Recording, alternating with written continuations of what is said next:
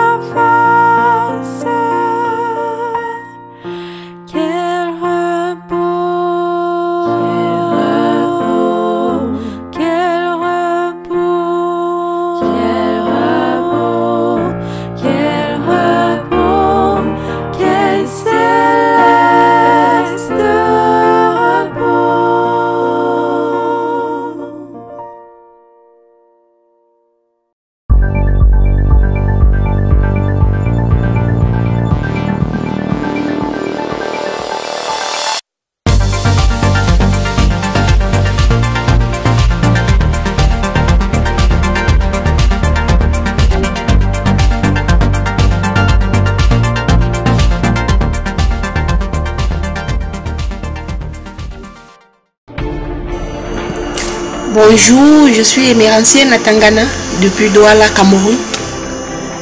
Bienvenue dans la vallée de l'espoir. Merci.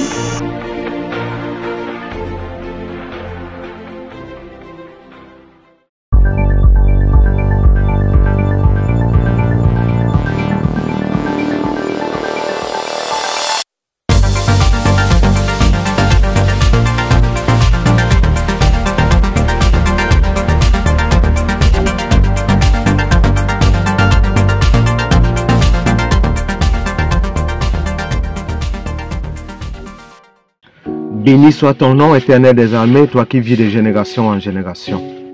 Tu venais de nous prêter, ô Père éternel, une semaine qui venait de s'écouler.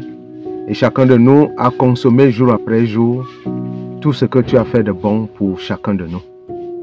Je voudrais donc te prier, éternel, d'accepter notre louange, d'accepter notre prière alors que nous allons nous lancer dans l'adoration de notre Dieu au cours de ce sabbat qui commence. Sois le Dieu de notre entendement, sois le Dieu de nos besoins, de nos projets. Sois le Dieu qui va encadrer notre mission pour qu'elle atteigne les confins de la terre. Sois le Dieu qui va nous guérir lorsque nous serons malades. Sois le Dieu qui va nous toucher lorsque nous serons approchés par l'ennemi. Sois le Dieu qui va nous protéger lorsque les armes de notre adversaire seront pointées contre nous. Accepte notre adoration de ce soir. Permets que la méditation soit digeste. Permets également, Seigneur, que nous soyons à la hauteur de la manifestation de l'Esprit Saint dans tous les domaines de vie où nous nous retrouvons. Que nous soyons plutôt ceux-là qui apportent la bénédiction et non la malédiction partout où nous allons fouler de nos pieds les endroits où tu nous enverras. Sois une fois de plus le Dieu qui accepte notre adoration au nom puissant de Jésus-Christ. Amen.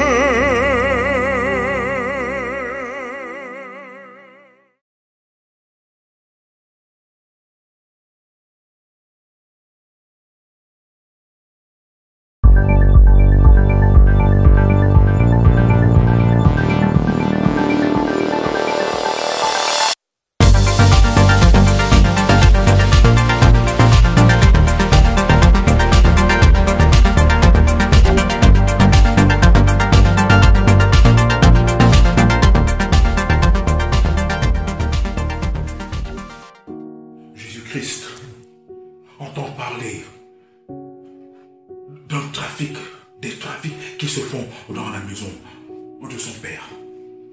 Jésus-Christ est meurtri de savoir que les trafiquants sont entrés dans le temple de son Père. Les commerçants sont entrés dans l'église. Les trafiquants de tous genres sont venus dans le Saint-Temple et font leur commerce, leur trafic dans le Saint-Temple de l'Éternel. Et Jésus-Christ se met en colère. Dans la maison de mon Père, dans le temple de Dieu, les gens viennent font le commerce. Les gens viennent font le trafic dans le Saint-Temple de mon Père. La Bible nous raconte que Jésus-Christ se met en colère. Et comme si ce n'était pas suffisant, il regarde à côté, à gauche, à droite, pour essayer de voir ce qu'il peut faire. Parce que aller seulement les bras ballants n'était pas suffisant. Jésus-Christ avait besoin de quelque chose de plus. Et la Bible nous dit que Jésus-Christ regarde à gauche, à droite, et il prend les cordes et il fabrique un fouet. Il fabrique un fouet. Avec le fouet en main, après avoir fabriqué le fouet, il entre dans le temple. Avec le fouet en main, il chasse les commerçants, les trafiquants. Il chasse ceux qui faisaient le commerce dans le Saint-Temple de son Père. Jésus-Christ a chassé les commerçants, les trafiquants avec le fouet en main. Il renversa les tables, il jeta l'argent à terre, il chassa les gens avec le fouet. Jésus-Christ était en colère. Et certaines personnes vont vous dire aujourd'hui que non, Jésus-Christ, c'est le tout saint, tout gentil. Oh, non, il laisse n'importe quoi arriver dans le Saint-Temple de son Père, à l'église. Vous pouvez faire n'importe quoi, vous pouvez faire ce que vous voulez. Et non, Jésus-Christ est toujours le tout Jésus. Il est amour, il pardonne, il aime, donc vraiment, vous pouvez faire ce que vous voulez. Qui vous a dit ça? Qui vous a enseigné que Jésus-Christ ne peut pas se mettre en colère et se fouetter? Et lisons dans le livre de Jean, chapitre 2, versets 13 à 16. Jean chapitre 2, versets 13 à 16. Et vous allez voir.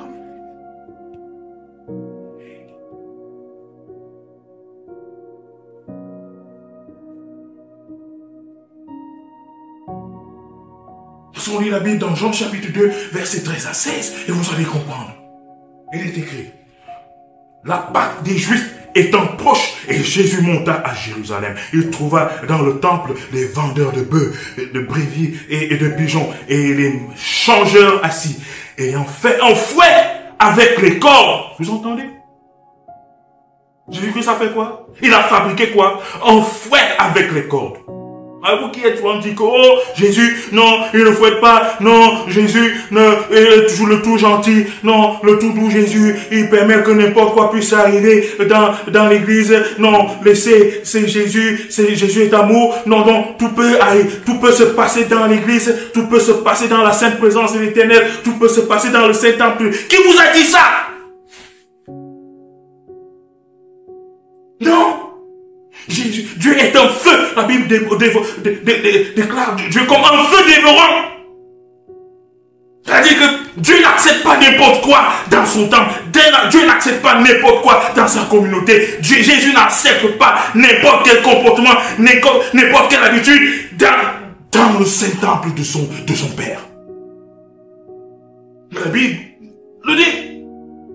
Et en fait un fouet avec des cordes, il les chassa tous du temple, ainsi que les brebis et les bœufs. Il dispersa la monnaie des changeurs et renversa les tables. Et il dit aux vendeurs de pigeons: ôtez cela d'ici. Ne faites pas de la maison de mon Père une maison de trafic.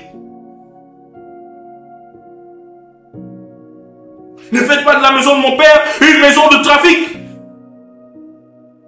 Et Matthieu, lui, de dire: ne faites pas de la maison de mon Père une maison de voleurs. Ces gens qui viennent approfondir, ils disent maison de trafic. Parce que quand Matthieu se limite seulement aux voleurs, il y a plus que des voleurs dans la maison de Dieu. Et genre de venir, inspiré par le Saint-Esprit, vient utiliser le mot beaucoup plus approprié de trafiquant.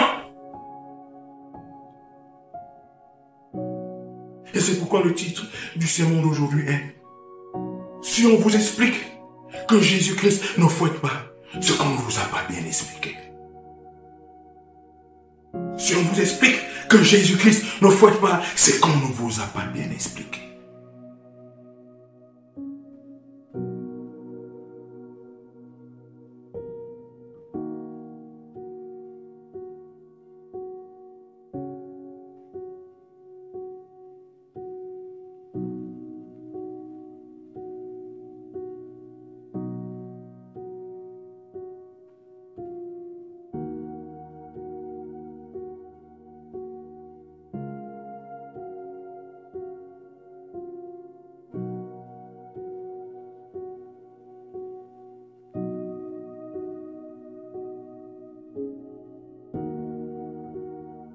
Bonjour, chers frères et sœurs, chers amis et auditeurs.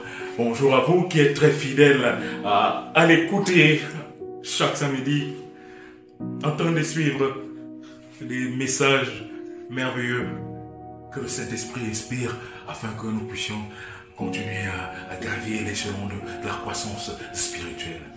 Je suis le pasteur Jean-Claude Nkoubi-Jaba et je suis à Manille, aux Philippines. Soyez les bienvenus à votre aimable émission. Le titre du sermon, comme vous l'avez suivi, est « Et si on vous explique que Jésus-Christ ne nous fouette pas ce qu'on ne vous a pas bien expliqué ». Je reprends. Si on vous a expliqué, si on vous explique que Jésus-Christ ne nous fouette pas ce qu'on ne vous a pas bien expliqué. Ah oui, ce qu'on ne vous a pas bien expliqué. Et voilà pourquoi, voilà pourquoi certaines personnes, certains frères et sœurs ont un comportement de légèreté dans l'assemblée de Dieu, ont un comportement de légèreté à l'église. Et ils se croient tout permis, ils peuvent tout faire, ils peuvent avoir tout genre de comportement, même à l'église, dans la présence de l'Éternel, parce que ils ont été enseignés et ils pensent que Jésus-Christ, lui, c'est le bon berger, oui. Il est dans nous, oui. Mais Jésus-Christ n'accepte pas du n'importe quoi dans son église. Jésus-Christ n'accepte pas du n'importe quoi dans sa présence. Jésus-Christ n'accepte pas du n'importe quoi dans sa communauté. Jésus-Christ n'est pas celui qui voit quelque chose qui se passe mal et il ferme la bouche et ne réagit pas. C'est rond. Jésus-Christ n'est pas celui qui admet le désordre dans son église et ne fait rien. Vous avez vu l'exemple de Jean, chapitre 2, verset 13 à 16, qui dit que Jésus-Christ a fabriqué le fouet. Il a fabriqué un fouet avec les cordes. Vous voyez l'action? Il pouvait aller directement. Jésus-Christ pouvait aller directement. Il pouvait aller directement. Il pouvait aller directement à l'église, dans le temple, et chasser les vendeurs. Oui, oui.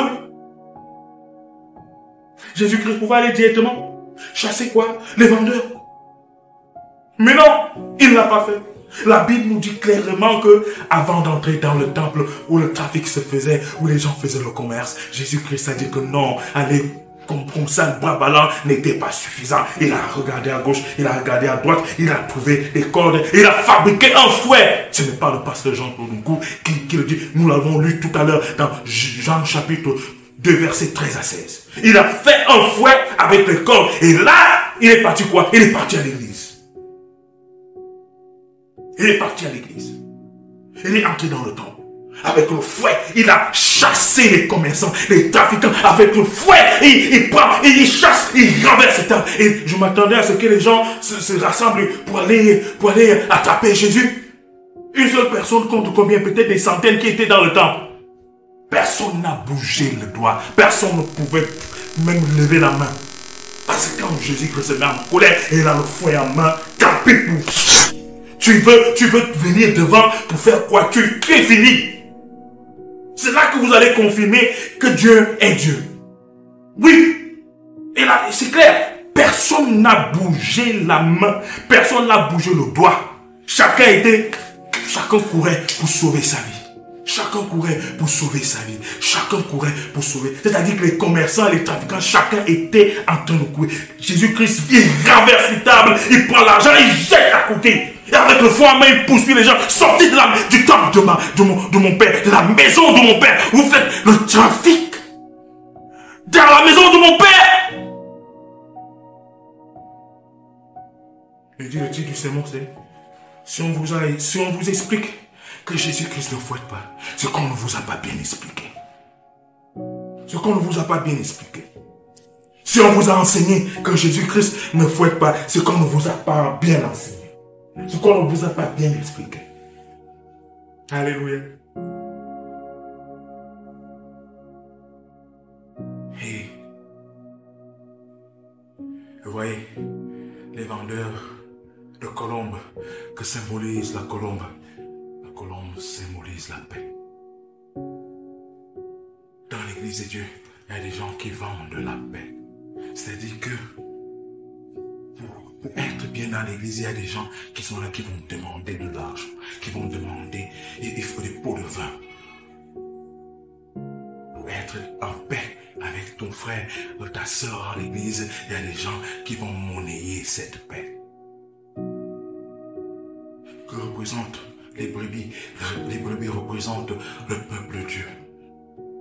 Il y a des commerçants du peuple de Dieu dans l'église. Ils sont là, ils voient les brebis de Dieu. Et ils font quoi? Ils font le commerce. Les vendeurs d'illusions. Les vendeurs de privilèges. Ils font le commerçant avec les enfants de Dieu, avec le peuple de Dieu. Et que symbolisent les vendeurs de bœufs? Le bœuf symbolise quoi? La nourriture. Le repas, la viande. Et les gens, même la nourriture spirituelle, il faut payer.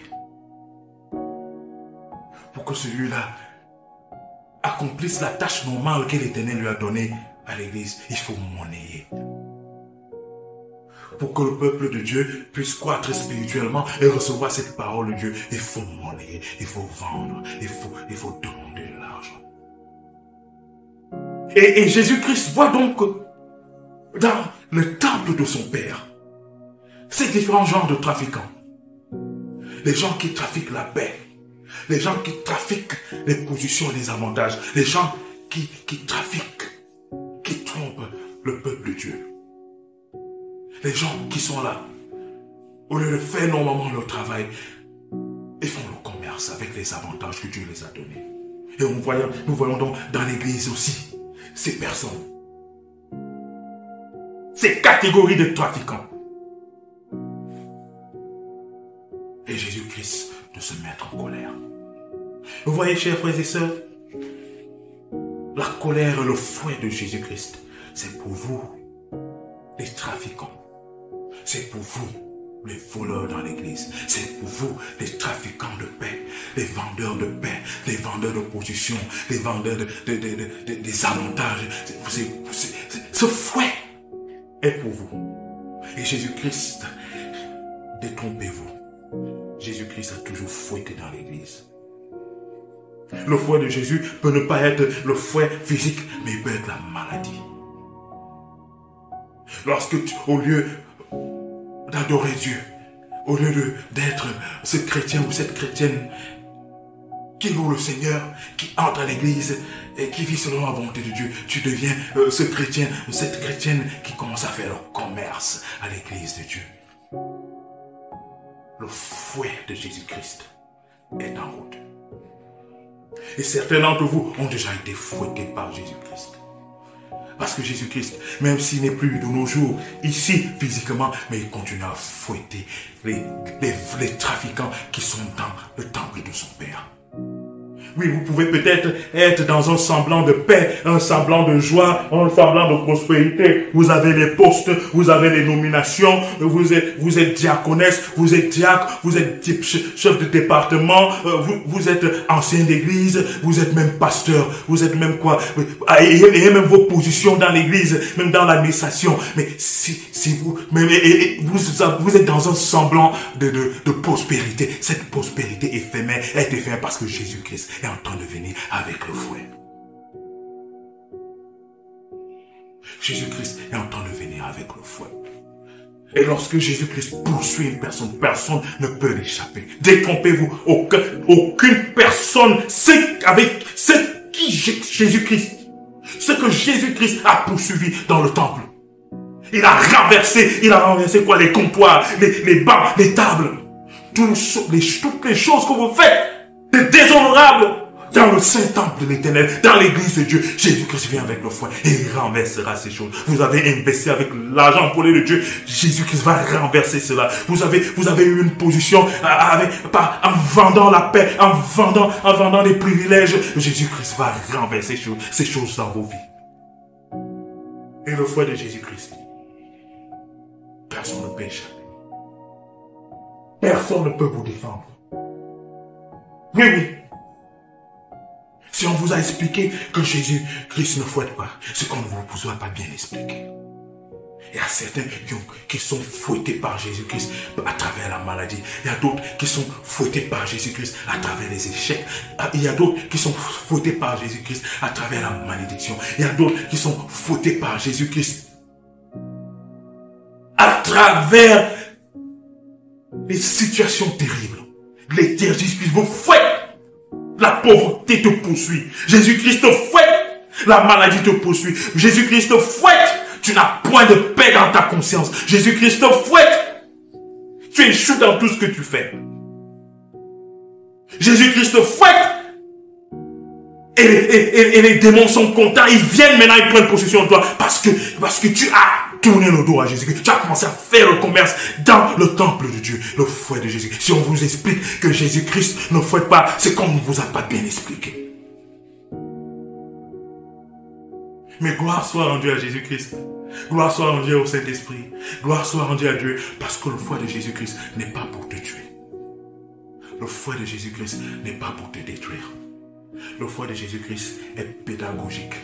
C'est pour te ramener à la conscience, pour te ramener à la raison, pour te ramener sur le bon chemin, mes frères et sœurs. Mon frère, ma sœur, cher ami, cher auditeur, le fouet de Jésus-Christ est d'abord rédempteur. Alléluia. Le fouet de Jésus-Christ est d'abord rédempteur. Car lorsque Jésus-Christ châtie, c'est par amour qu'il châtie. Alléluia.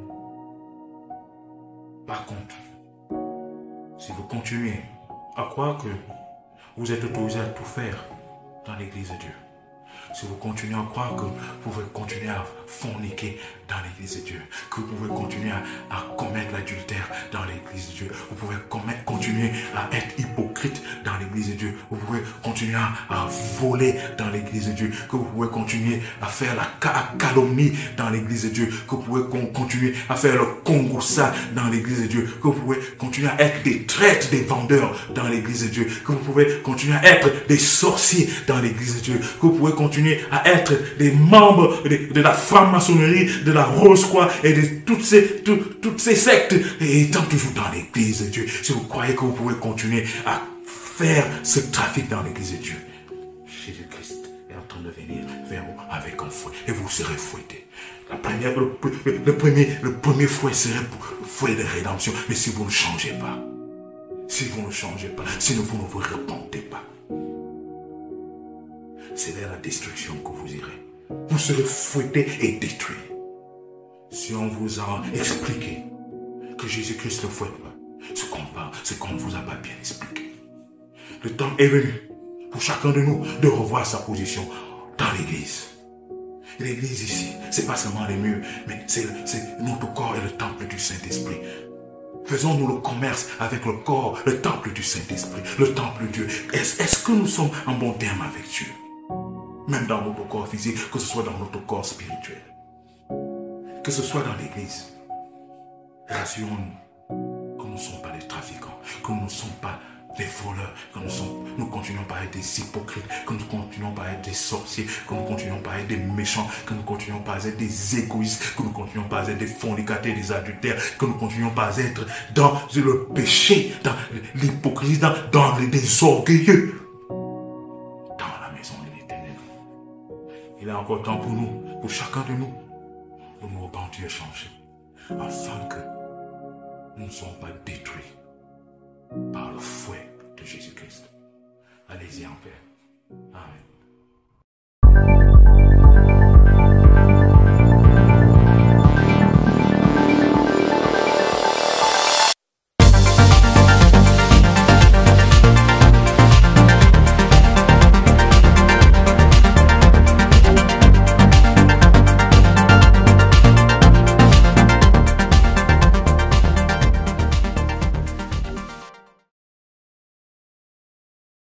J'ai soif de ta présence, divin chef de ma foi. Dans ma faiblesse immense, que ferais-je sans toi? Chaque jour, à chaque heure, j'ai besoin de toi. Viens Jésus et demeure auprès de moi. Pendant les jours d'orage, d'obscurité, d'effroi, quand faiblit mon courage, que ferais-je sans toi? Chaque jour, à chaque heure, j'ai besoin de toi. Viens Jésus et demeure auprès de moi.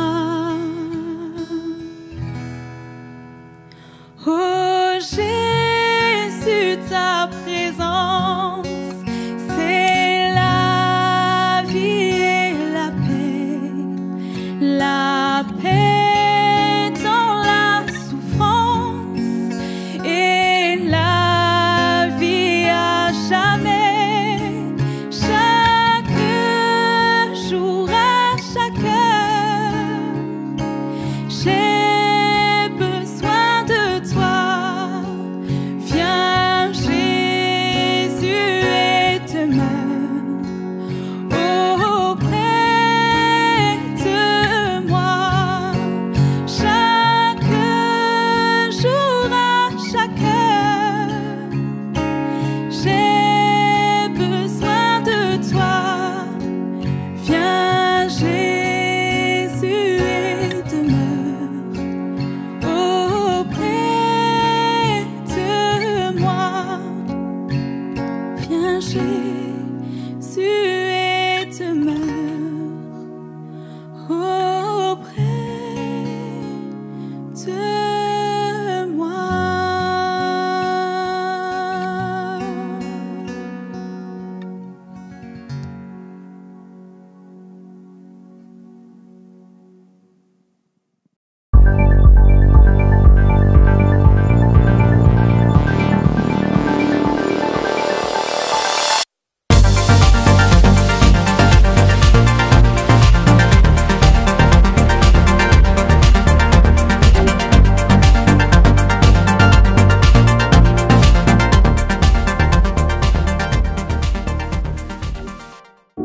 Notre Dieu, notre Père, Créateur du ciel et de la terre, Maître de l'univers, nous te louons, nous te bénissons, nous te rendons grâce, Seigneur, pour tous tes bienfaits que nous ne pouvons compter.